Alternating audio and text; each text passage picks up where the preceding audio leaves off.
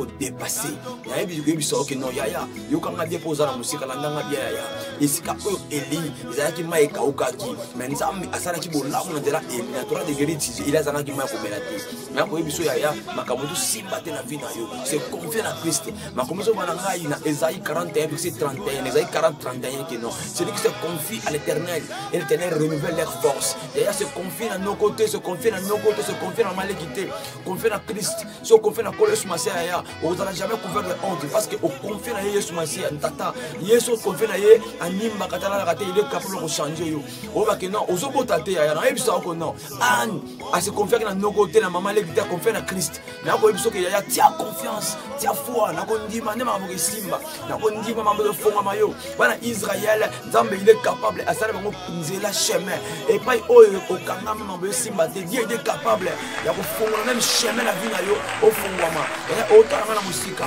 ko banga le côté ya ko activer kondima ya la assurance na vie ya moto kondima ezalaka aimant cela veut dire que la divinité de Dieu qui attire l'aimant de l'Éternel qui attire la divinité de Dieu na commission aimant et pas oyo simba ka nzamba simba et parce que et là la dame pesa mouvement et la muka parce que la commissionnaire Jonas na libuma misi akufate a prier l'Éternel na détresse na ina pasi na ko biso ya na tango pasi na yo kokufa kolelaka tewe kolelaka te akasita défaite yo lele pana Christ lo banzambe ngana ye pana yo ba oba yaka pana yo bazonga jamais bazalaka jamais couvert de honte lele pana Christ na pasi na kozanga libala kozanga classe kozanga voyage kozanga ba faire fondement na ko ebisa yo activant pana Christ yenda ali solution suka yenda ali solution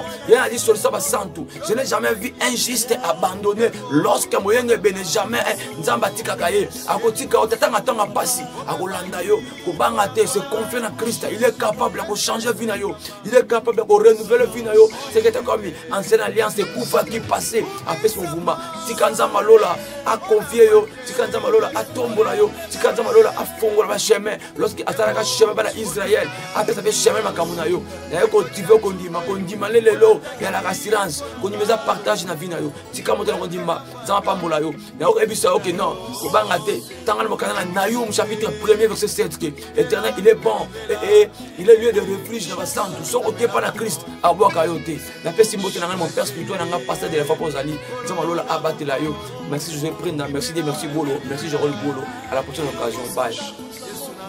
merci